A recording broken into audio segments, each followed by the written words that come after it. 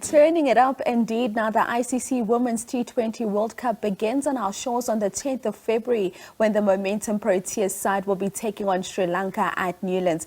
Now to help us talk about the tournament, we've roped in Local Organising Chairperson for the tournament, a woman that really has done it all in the world of sport, Muditambi Ravele. Good morning to you. Thank you so much for joining us this morning. Good morning.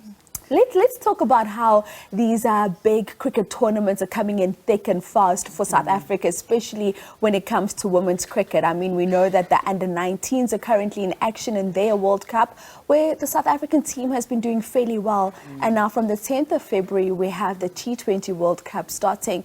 Really just an amazing year for South African women's cricket. I think it's a great opportunity for us to make sure that we use these two World Cups for us to make sure that we increase participation of women in cricket and to reach out to communities that we think cricket is not reaching. And part of the issue that makes us excited is the fact that we are hosting the Under-19 first.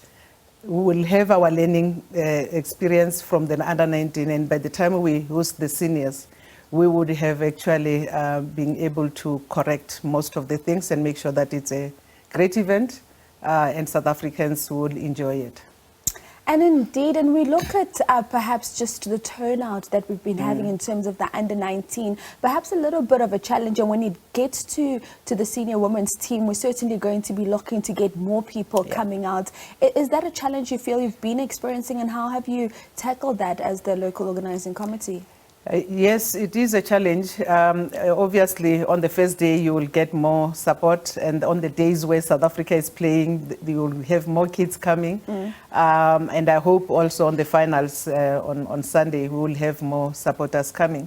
So for the seniors, we are selling tickets. This under-19 is ticketless event. And on the seniors, we are actually selling tickets. And we encourage all South Africans to buy tickets and fill up the stadiums, especially for our team, especially on the first day. Let's talk about that first day and perhaps just looking at those tickets. What are the prices that people are looking at for those tickets? Where are they available? Because, you know, as South Africans, we like to know how much we need to spend. Very cheap. You won't find, inexpensive. Yeah, you won't get a ticket of 30 rands for the World Cup. Is that how much the tickets are going for? That's how cheap it is. It's very cheap. And actually, part of the things that we are doing a tour with the trophy. And people who are coming for the tour, we give them vouchers, which will exchange them to the tickets when they come to the stadium. So we are trying to really make sure that we go to malls, to places where there are more people, and they attract more people to attend our games. And let's talk about perhaps where the state of women's cricket is in South Africa in comparison to our male counterparts in terms of professionalizing it so that our women can really just get onto the field of play and not still be worrying about, oh my goodness, after this game, I need to make sure I still do 1, 2, or 3 other jobs in order to pay the bills at the end of the month. Your thoughts on that? I think as cricket, and I would compare it with other women's sport in the country, I think we're paying our players much, much better. And since our director of cricket came in, he went to review their contracts because of our players have national contracts, and then those who are playing at provincial level, they also have their own contracts. So we are reviewing the contracts so that we could actually, we might not now move to a level where men are paid, but the offer is quite good. And I think after the World Cup, they will be engaging with the players to increase their contract fee. And as you speak about the World Cup and what may happen after the World Cup, talk us through some of the legacy projects that we are possibly likely to see post this T20 World Cup that starts on the 10th. So we started with programs even before the World Cup start, even under the under-19. We are making sure that, I mean, we started with partnering with ICC on Cricket for Good, which on one day we have more than 2,000 kids in one venue and doing the clinics. With the World Cup going, all the national teams under 19, they go and run clinics. And in those clinics, we are encouraging girls to be in those clinics.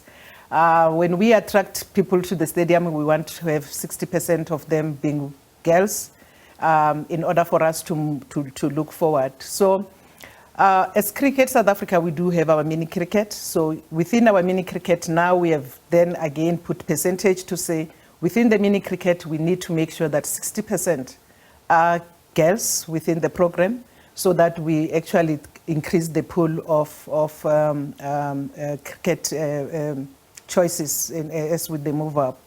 But some of the areas that we are looking at is issues around coaching, administration, officiating. So again, we have programs on those ones. We do also have a program that we will be looking at leadership, because there are very few women in cricket leadership. So we will be training them on leadership, and not leadership that you would get at the university, but it will be leadership about how do you cope as a woman in a structure where most of the time you would be just a only woman or two, and how do you actually manage the situation. So we will be bringing women who have gone through the journey to share their experiences, and also to teach women about networking. And the fact that when you arrive at a venue, don't just stand somewhere in a corner alone. you have to learn to network, and the discussions that should come up with. So when you go to an event, you need to identify things that you want to achieve in that event. So we will be actually training them more about issues that as a leader you need, and for them to prepare themselves even for leadership, either in boards or also in the management of cricket. And Muditambi, as I start to wrap up with you, just in terms of the state of readiness of this Proteas women's team going into the World Cup, we did mention that their first game will be on the 10th. Yeah. I mean, we just saw them coming out of playing rather in this tri-series with India as well as the West Indies. Talk us to how ready the team is and what the mandate and the expectations are coming from this World Cup. So, like enough, I was in East London when they were playing West Indies on Saturday. And they performed quite well, but they had lost 2 days before against India. And I think possibly because of it was their first game, and I think they were a little bit shaken, but against West Indies, they played quite well. We had a few discussions with some of them, and actually most of them are quite happy with the event, and they are ready. And we want them to bring it home. And as they look to bring it home, let's take a quick look at the groups for this ICC Women's T20 World Cup. Group 1, Australia, New Zealand, South Africa, Sri Lanka and Bangladesh. Group 2, England, India, West Indies, Pakistan as well as Ireland. It's not an easy group that we've got there. Yeah. And we've got also quite a bit of a tricky start up against Sri Lanka in our first encounter. Yeah. It will be a tough one, but I think they must take advantage of playing home. And that's why we are encouraging more South Africans to come to the stadium and make noise and play those, because they will be playing in Cape Town. Actually, I forgot to indicate that we are using 3 venues, in Paarl, in Cape Town, and also in Gqeberha. So their first game will be in Cape Town. So I ask all Cape Townians to come in big numbers. And we do ask all Capitals to come out in big numbers. And as I wrap up with you, you know, this World Cup is also just a platform for young girls that are coming up and they want to play cricket. They want to be a Sinelus one day. In terms of just what's happening with girls cricket in schools, what is the plan for CSA moving forward? Just quickly as we wrap up. So we do have a program on mini cricket with KFC, and that program is the one that I was saying, we are saying, to run that program, we should increase numbers of girls, and also we should also be introducing female coaches, because of some of our coaches, our teams are coached by men, and I think we need to get women to have confidence to raise their hands and coach the ladies' teams. Sis Muditambi Ravele, thank you so much for your time this morning and good luck with this World Cup and just also wrapping up the Under-19s World Cup. Yes. You've done a stellar job. Oh, thank you so much. And let's hope that they win today for them to move to the semi-finals.